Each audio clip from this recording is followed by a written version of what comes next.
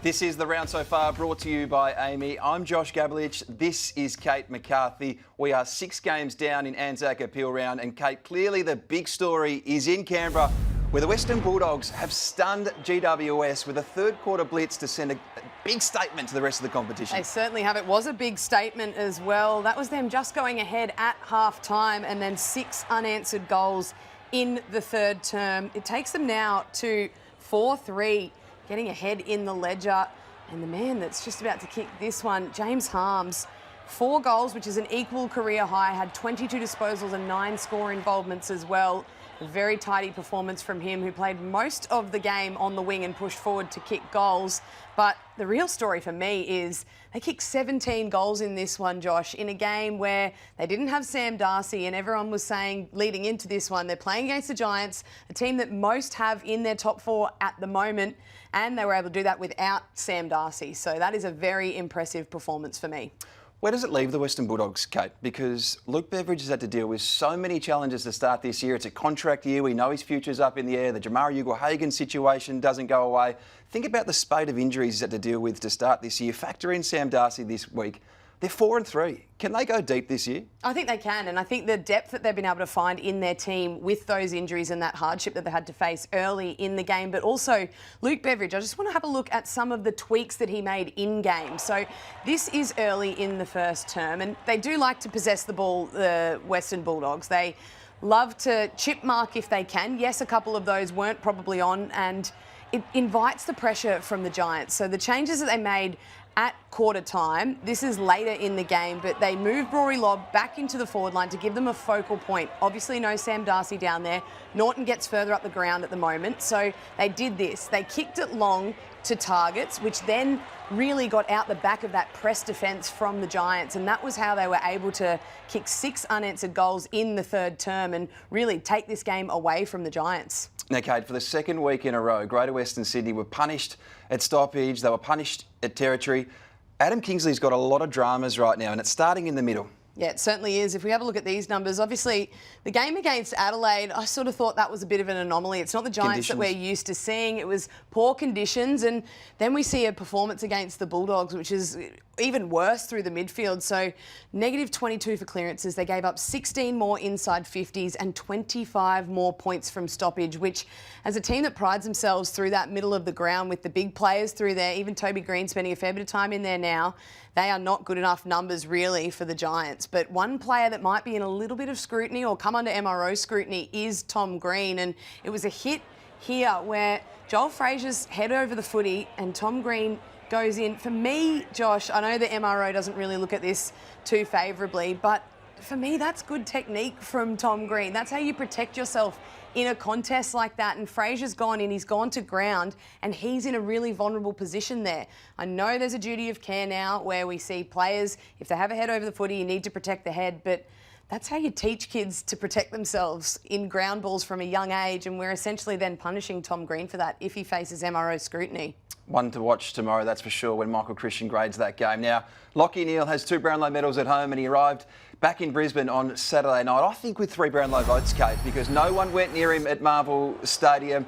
It was a sensational performance by him, and that's the reason why he's your Saturday King. Yeah, and that there is damning vision. So that is the first term. Jack Steele is his direct opponent at that stoppage. Yes, they opted to deploy Windhager to McCluggage in the first term, then Rayner in the second term, but, I mean, don't respect Lachie Neale at your peril. 31 disposals, 12 score involvements, 5 clearances, and the most impressive part for me, 3 goals. He doesn't often hit the scoreboard, let alone hit it 3 times. So a fantastic finish from him. And yeah, I don't question the tag, whether they got that right or wrong, because coming into the game, McCluggage had clearly been the dominant midfielder for the Lions, but Lachie Neale, if you give him the space and time that St Kilda gave him at Marvel this afternoon, you're probably going to pay, and that's exactly what Lachie Neale did. Now, Kate, Ross Lyon coach sides have always been renowned for being very hard to score against. Well, that isn't the case in 2025. For the first time in Ross Lyon's coaching career, now he's 16 seasons in, they're conceding, on average, 100-plus points against. It's a massive area of concern right now. Yeah, it is, and we've seen the run of 3 now. 3 games in a row where they've conceded 100-plus points, and the last time, I know he had a little bit of a break in his coaching, but the last time he did that was round 21 to 23, 2017. So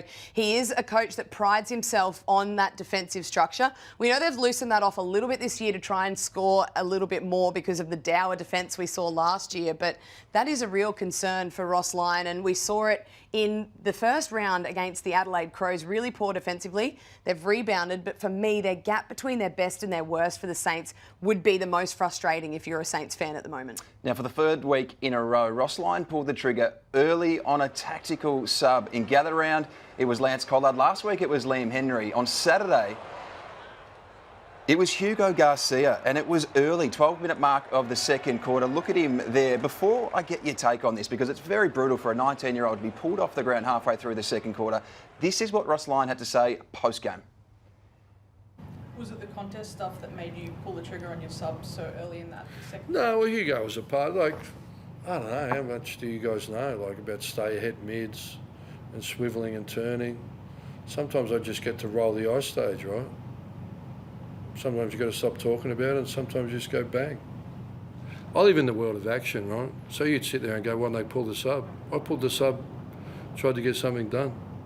Okay, so clearly on the back of that, he's tried to make a point, make a statement, set a standard that he wants his players to live up to, particularly in this game. We saw the spray delivered before quarter time to Hugo Garcia, who was on the bench. But Hugo Garcia is in his 16th game of football. So that was his 16th game out there tonight. He had 4 touches at 100%. He had 23 minutes of game time across 1.5 quarters, which is 36%. Post first quarter, 24 inside 50s to 6 as a team. And he's pointed the finger at Hugo Garcia for not playing the stay forward mid. So basically the dusty roll, the Cozzy Pickett, you don't really have to defend, get forward and let's see if we can burn them the other way. So we showed that footage earlier. In the first quarter, his direct opponent, Lachie Neale, was Jack Steele, the captain of the club, at a defensive 50 stoppage. He allows Lachie Neale to waltz into an open goal, get goal side of him and kick the first goal of the game. For me, if you're sending a message, it's a player like that you send a message through, not a 16-gamer who's in his 2nd, 3rd year of football. He's still learning the ropes. For me, football has changed. If you don't want to play him or give him the opportunity to learn from his mistakes, because that's how we all learn best, don't play him. Let him learn in the VFL, and then when he's ready to play that role in the AFL, play him there. Because for me, 23 minutes or 36% of game time, roasting a player on the bench before quarter time and then subbing them out before the second quarter is even over is not going to help a player learn. It's going to send them the other way. And I think football's changed. We're not like that anymore. And I don't really know what Hugo Garcia is really going to get out of that for the next few weeks. Brutal, brutal, brutal stuff from Ross Lyon there with Hugo Garcia. The other big talking point out of this game involved Kai Lohmann, who for the 3rd time in 2025 was subbed out of the game. He's yet to finish a game this year. He's got a shoulder issue. I've spoken to Brisbane since they landed back in Brisbane, and their confidence not too serious. They'll get some scans and some assessment over the next 24 hours. But Kate, this is a guy that kicked 4 goals on grand final day, was poised to really explode this year and had a really frustrating start to the year. Yeah, no doubt would frustrate him, and he looked lively in the first term, took that hit and then sort of carried his arm through the rest of the game before they eventually subbed him out. So it'll be a watch. The good news for the Lions is Will McLaughlin kicked 5 in the VFL, and he's been the player that's basically been coming in to replace him when Kai Lohmann's been out. So still a positive there, but yeah, the more football that Kai Lohmann plays, for the better for the Lions, you'd think, this year. Now, Kate, North Melbourne has been in focus all week since that disaster on Good Friday. They went across to South Australia and they really did push Port Adelaide for most of this game, but poor skill execution in the final quarter was a key part of the story here. Yeah, they had their moments, didn't they, in the 4th term, and just have this difficulty at the moment as McKercher has a really good opportunity there, scores 88 to 81. If he kicks that, puts them right in the game. And this one here, a little bit of a contentious decision as well. Ollie Lord goes back to kick this, but I think for me that's an off-the-ball block from Willie Rioli. But you can't really say that cost them the game, though. They had their opportunities. We just saw one from McKercher.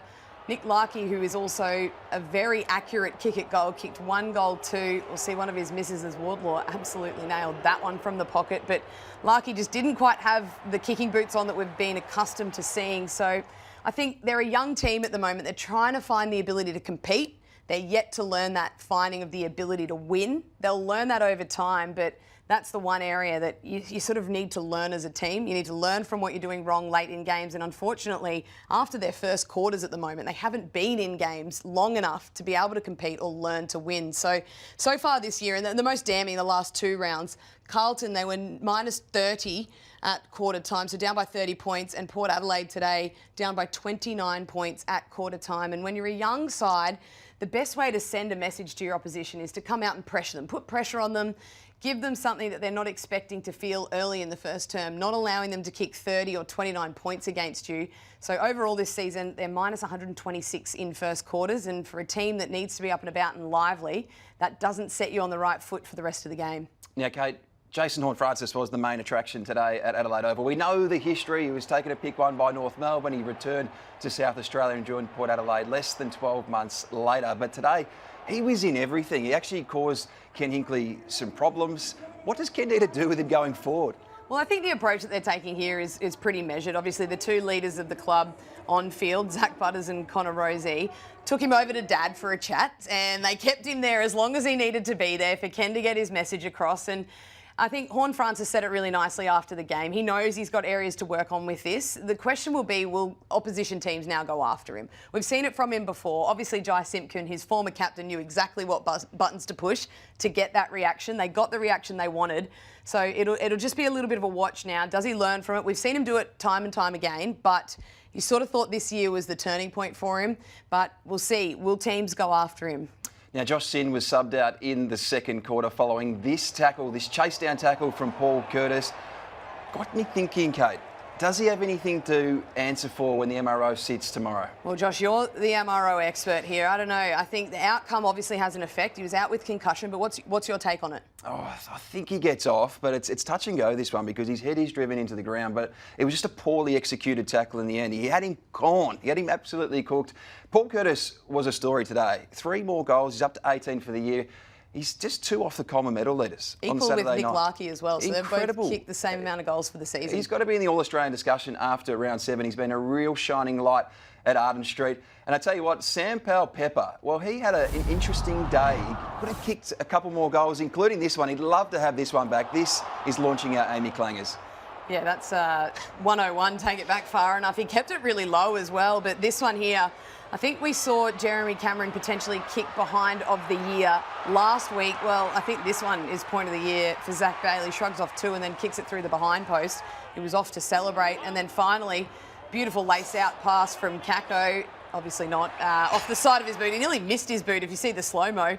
But I love this, his endeavour to follow up. He's not standing back looking at it, thinking, where the hell did that go? He's following it up and then runs off for his sub with a huge grin across his face. So I just love what he adds to Essendon. I love his energy and enthusiasm on the football field. Well, back on Friday, Collingwood won the 30th anniversary of the blockbuster against Essendon at the MCG. And it was this man, Steele Sidebottom. He won his 2nd Anzac Day medal. 9 years after he won his first, he became the oldest ever Anzac Day medalist. He was a unanimous winner in the end. He was absolutely unstoppable. His last 6 weeks, Kate, have been off the charts. Yeah, I think this is his highest rated season in a hell of a lot of them. And he just, I say it all the time, he is a fine wine. He's just getting better and better with age. His ability to win contested possession, he had 22 of them. Then he had 15 clearances, which is a career high for him. And then obviously the joy of getting the Anzac medal and everyone, as they should be, getting around him. But he was phenomenal on Anzac Day and really showed how good he's been so far in 2025 on the biggest stage of it yet. Now, 12 months ago, Collingwood started its premiership defence zipping through. They played catch-up footy all season long. They watched on in September, but this year they're up and humming and they've got a defensive profile right now, Kate, which has them on track to be a full contender again 2 years after winning the premiership. Yeah, so if we have a look here at the past 4 premiers, so Brisbane, points against, ranked second. Collingwood, points against, they averaged across the season 73.3, ranked third. Well, what they're doing currently at the moment, rounds 1 to 7, 59.6 is their average points against. If we rule out that anomaly against GWS because it was round 0 where they were too old, too slow, but they're not that anymore. A week later, they really improved that. But even if you add that back in, that's still 66 points against that they're averaging, which still has them well within this list here. And history tells you if you're in the top 4 defensively, you go a long way towards winning that premiership. So I love what they've worked on in the off-season. Their ability to clog the corridor, get numbers through the corridor and force teams to do things they don't want. The most evident part of that was against the Swans and against the Lions last week as well. So they're well and truly setting themselves up for success. Now, Jamie Elliott would have been a very worthy Anzac Day medalist on Friday. 5 goals in the wet. He was absolutely everywhere. A bit like Steele Sidebottom at 32. He's showing that he's still got plenty of great footy left in him. Yeah, you'd be hard-pressed to kick 5 on Anzac Day and not end up with the medal. But Jack Ginnivan did it a few years ago. He did, and he knew all about his 300th as well. But, yeah, he was phenomenal, and I think the thing that makes his game even more impressive is how good Zach Reid and Jordan Ridley were to hold the rest of the Collingwood forwards to such slow numbers. Bobby Hill hadn't had a kick till half-time. Obviously went on to kick the 1 goal. Mychek got a goal late, but defensively they held up really well, Essendon, but Jamie Elliott was the exception. He was very quick, got up and outside forward 50 and then was on the end of a few too to kick 5. So I'm going to say Steele Sidebottom's the deserving winner, but as I said, you're very unlucky if you kick 5 and don't end up with an Anzac Day medal. No, it was very tight indeed. Now, Craig McRae is going to have to tweak his forward line across the next 2 months because late on Saturday morning, scans confirmed that Dan McStay will miss at least 6, potentially 8 weeks with an MCL injury. It's the same knee that he ruptured his ACL back at the end of 2023. What are they going to do going forward now? Well, you're the man that knows the Pies the best here. Do you think? I think clearly their options are a tall in Cox, Schultz when he's back and available, but a player that you've kept your eye on for quite a while and a big on, Charlie West. Do you think he's a chance to replace him? Well, Kate, he's knocking on the door. He's been in the squad across the last 2 or 3 weeks. He's been kicked goals again on Saturday night in the VFL. So I wonder if they look at him. I know Tim Embry, when they went and got him as a delisted free agent last October, I don't think they were expecting him to play as part of this 3-headed attack so early in the season. So they already have his security there. But I think Charlie West is someone we might see in this 2-month block. But Mason Cox is a pretty simple fix, I think, there. Yeah, he is, and I love the work that he's able to do to give Cameron a chop out. He's a very good tap ruckman. Last week against the Lions, if he kicks the 2 goals, he's probably unlucky to get dropped for the Anzac Day game. So it'll be a watch and see, but a debutant would be exciting as well in Charlie West. We love a debutant, that's for sure. Now, out west on Friday night, Justin Longmuir got the response he needed, but in the opposition coach's box, I dare say that Matthew Nicks was quite frustrated with his discipline. If you look across, especially the last 3 quarters of this game at Optus Stadium, Kate. Yeah, well, oftentimes you will, as a coach, not be happy with something you see early in the game, and that was the first term for Matthew Nicks, who was very open about it, speaking at half-time, and obviously delivered a pointed message to a lot of the the Adelaide Crows players. And at times you need to work out where the line is with your players. How much is too much? And I think at times they were just way too overzealous. We've seen a couple of MRO issues that have arisen out of this. This one, Worrell on Frederick, he was very lucky to escape with a fine. The one earlier, Hinge on Brachaw, he will miss a week, Mitch Hinge. So I think Nicks will reflect on it. He'll understand he wanted a response out of his team, but learn maybe a different way to go about it, or the players just need to be better. They need to know where the line is. Yep, our first quarter wasn't good enough. That doesn't mean we give away silly free kicks, we hit blokes high, or we go on with it after. That's when the ball's in play we need to lift, not when it's out of play. Now, if you're not paying close enough attention to Andrew Brachaw right now, you need to. This guy is absolutely humming. He's the #1 rated player in the game, according to Champion Data. Again, he proved on Friday night just how good he is. He won the first Arthur Leggett medal as a clear best on ground. He's clearly a legitimate Brownlow medal contender. But, Kate, when you pair him with Caleb Serong, they're almost the best 1-2 punch in the comp right now. I think at times, because he is paired with Caleb Serong, he doesn't get as much of the credit as he probably deserves. He's a bit of the bridesmaid at Freo, isn't he? And Serong gets all of the attention. Well, he got what he deserved on Friday night, and that was the Anzac medal. He was phenomenal. Yes, they're a brilliant 1-2 punch. So that leads me to who are the best duos in the midfield at the moment? So I've gone through and I've ranked who I think is the best duo in the midfield all the way through. So I've got, I think, Anderson and Rao, for what we've seen so far this season. They've been the most consistent.